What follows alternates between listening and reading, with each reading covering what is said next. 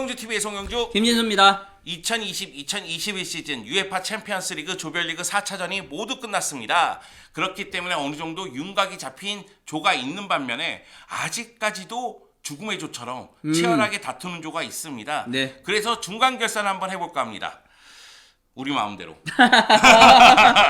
중간 결산 해도 될 만한 게 이미 16강 진출이 확정된 팀들이 많이 나오고 있어요. 네. 그래서 여러분들에게 이미 16강 진출한 팀이 이 팀이다 이렇게 설명하는 방송이 될 수도 있기 때문에 나름대로 중간 결산을 하도록 하겠습니다.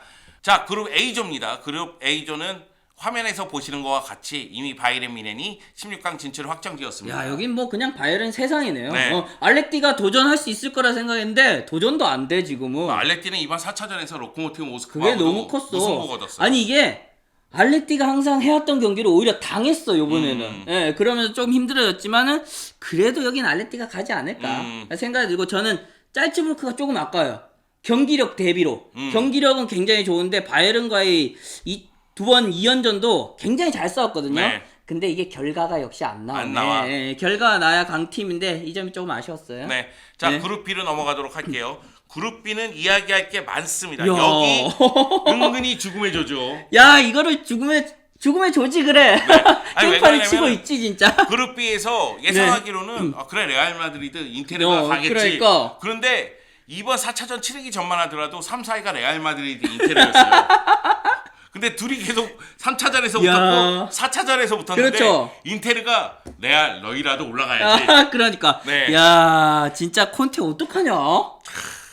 이게 인테르가 이렇게 챔피언스 리그에서 고전을 하면서 지금 박찬우의 의견이 탄력을 받았습니다. 어떤 콘테 의견? 내려오라고. 내려오라. 아니 이렇게 하다간 잘못하다가는 유로파도 못 가.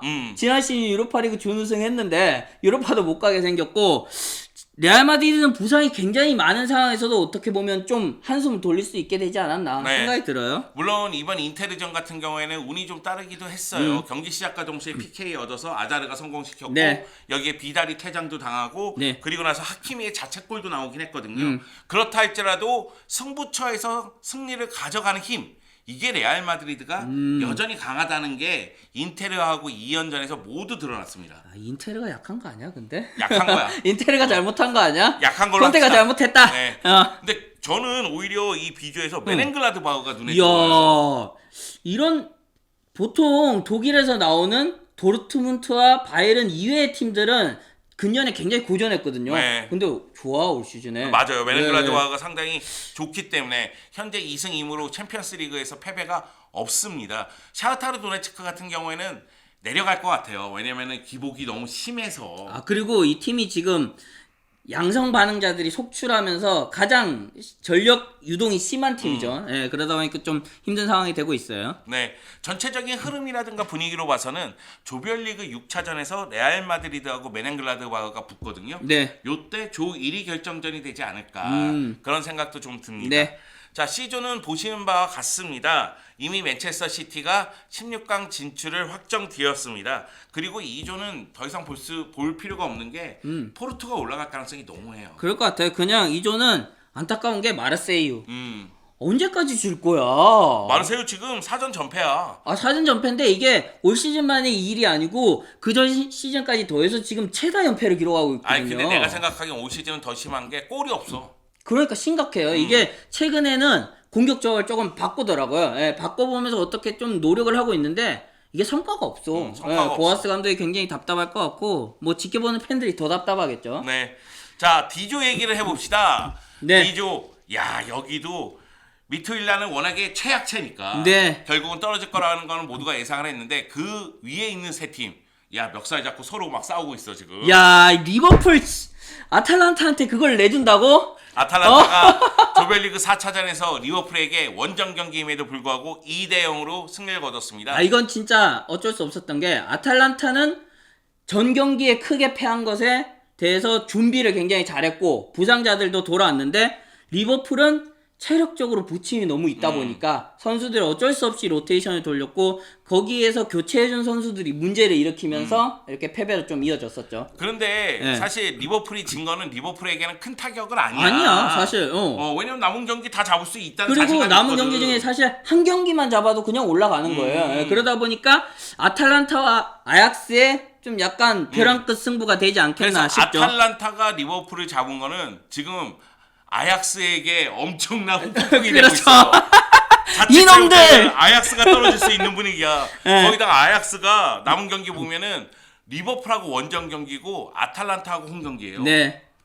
지금 자칫 잘못하면 아약스가 떨어질 수 있다. 삐끗할 수 있죠. 지난 시즌에도 마지막 경기가 아약스 대 발렌시아 아약스 홈 경기였거든요. 여기에서 0대1로 져서 떨어졌거든요. 아니 적어도 아탈란타는 다음 경기가 미토일란하고 홈 경기인데 그 경기는 승점 3점 가져갈 거 아니에요. 그렇죠. 예. 그러면은 만약의 경우 아약스가 다음 경기 리버풀 원정 경기에서 패배한다고 치면은 아탈란타하고 아약스하고 승점 차가 3점으로 벌어지게 됩니다. 네.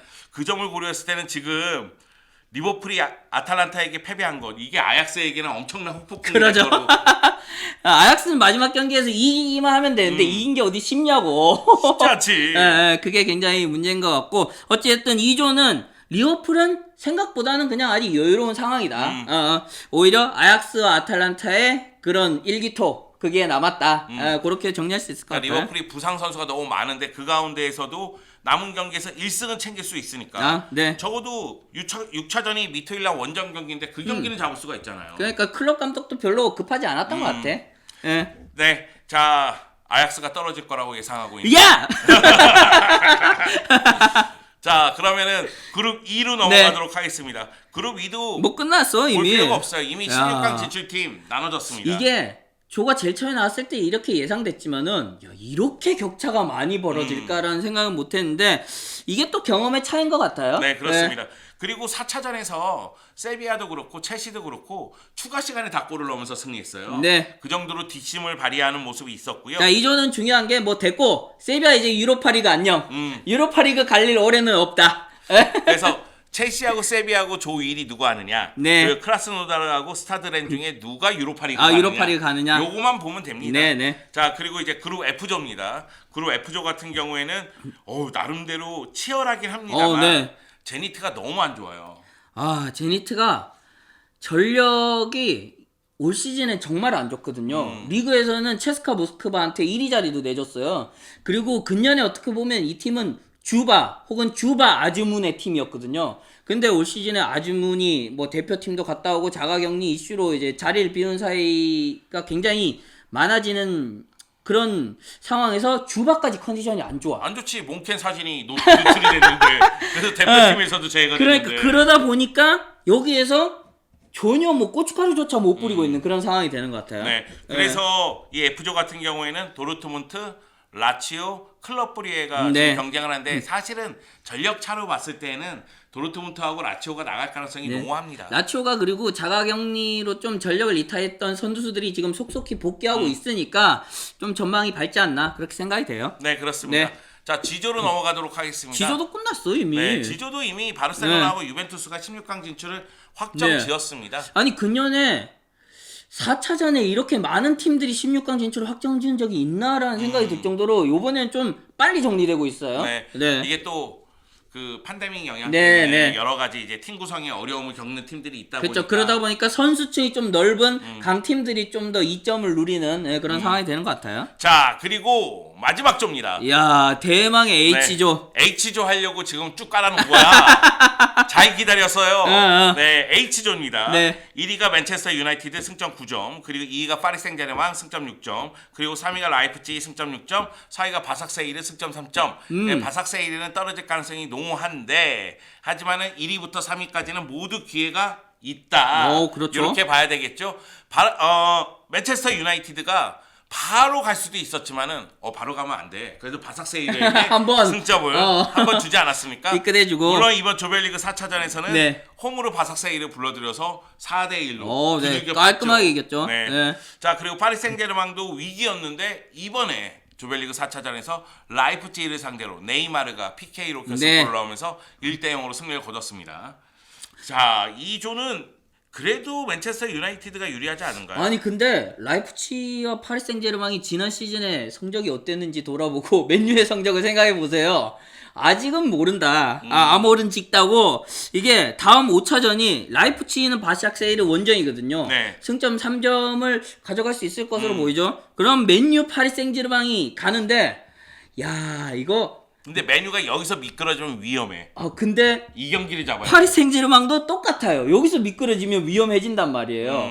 근데 근년에 맨유가 파리를 계속 잡아왔어. 맞아요. 솔샤르 감독이 파리아는 정말 네. 잘 패. 그래, 파리 킬러라고. 그러니까. 네, F 킬러네. 야, 이 경기는 정말 모르겠다 싶죠. 네. 네. 그래서 요 경기가 매우 중요하고 그 다음에는 조별리그 6차전인데 맨체스터 유나이티드가 라이프치히 원정 경기가 하는데 이게 원정이라는 게 부담스러운 거예요. 그렇죠. 만약에 다음 경기에서 파리에게 패했는데, 야, 그러면은 난리 나는 거죠. 난리 나는 진짜. 거예요. 예. 그러면은 여기가 진짜 죽음의 조가 더더욱 되는 거지. 네. 네. 조별리그 5차전 맨유하고 파리 생제르맹 경기 어떻게 끝날지 진짜 궁금하다. 오히려 16강 진출 확정 지어진 조들이 많아지면서 좀 더 집중할 수 있는 그런 상황이 된 것 같아요. 요런 조라든지 아까 앞서 말씀드렸던 그런 몇 개의 조에 지금 집중해서 볼 수 있는 흥미도가 생긴 것 같아요. 네.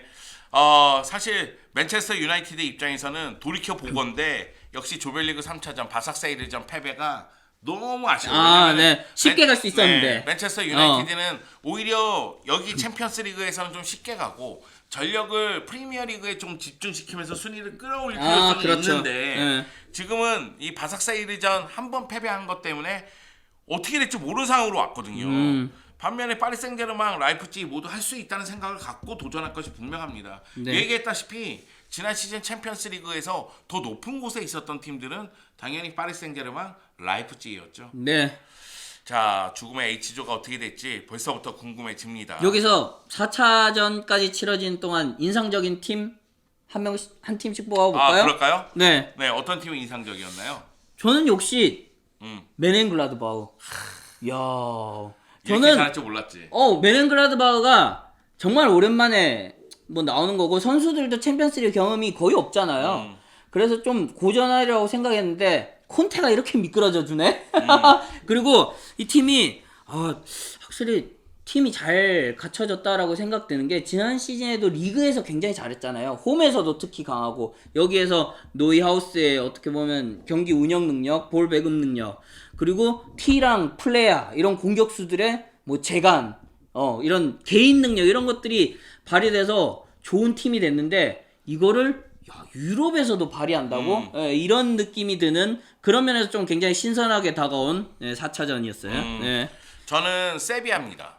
네. 또 여기서 세비야 또 한번 가시네. 네, 원래는 인테를 할 생각이에요. 이렇게 못했나? 이렇게 못했나? 이렇게 하려고 했는데. 못할 줄은 알았는데 이렇게 못할 줄은 몰랐다. 하려고 했는데 이미 뭐 B조에서 메넨글라드바흐를 뽑았기 때문에 저는 세비야를 뽑도록 하겠습니다. 이미 16강 진출을 확정 지었거든요. 근데 세비야가 주스콘데 부상이 좀 있으면서 수비 라인이 흔들리는 모습도 있었고 공격 쪽에서도 약간 엇박자 나는 모습이 있었음에도 그러다 보니까 라리가에서는 약간 이렇게 흐름을 탔어요.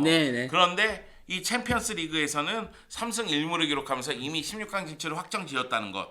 이제는 우리 유로파리그 먹을 만큼 먹었다. 이제는 우린 챔스로 간다. 이제 챔스로 갈 것이다. 그것을 보여주지 않았나. 그런 생각에서 세비야가 인상적인데 이런 생각이 좀 들었고 토너먼트 단계에 가면 세비야는 모릅니다. 그러니까 왜 그러냐면 세비야가 은근히 끈끈한 팀이기 때문에 결국은 원정에서 끈끈함을 바탕으로 해서 무승부, 홈에서 승리 이런 방향으로 가면 또 어떻게 될지 모르는 상황이기 때문에 올 시즌 세비야에 대한 기대감이 매우 큽니다. 물론 이제 일부에서는 라치오에 대한 이야기도 하고 그렇죠. 있고. 라치오도 힘든 상황에서 지금 팀을 굉장히 잘 꾸려가고 있고 그리고 아탈란타 또 기대감 갖고 있는 팬들 왜? 아탈란타 근데 확실히 좀 살아날 기미가 보여요. 초반에는 굉장히 고전했고 수비 문제가 많이 드러났는데 역시 베스트 11이 가동되니까 이 팀 강하다. 일리시치도 또 살아나고 있더라고요. 야 무서워 지금. 이번 라운드에 골을 넣었으니까. 발발 떨고 있어. 그리고 아틀레티코 마드리드가 라리가에서 보여주는 경기력을 챔피언스 리그에서도 보여줄 필요성이 있는데 그런 부분에서 또 관심을 집중시키는 것 같습니다. 자, 챔피언스리그 중간 점검을 했는데요. 조별리그가 끝나면 다시 한번 결산을 해보도록 하겠습니다. 네, 그러면서 네. 16강 프리뷰도 해야 되겠죠. 네, 그 시간에 또 이제 좀 더 주목할 팀들을 네, 또 자세하게 다룰 수 있는 그런 시간들을 마련해 네. 보도록 하겠습니다. 그리고 16강 진출한 팀들 중에서 주목할 선수도 그렇죠. 한 명씩 뽑아보면 재미날 네. 것 같습니다. 자, 그러면은 챔피언스리그 조별리그 끝나고 다시 한번 챔피언스리그 얘기로 돌아오겠습니다. 감사합니다. 아약스야 사라져. 아탈란타.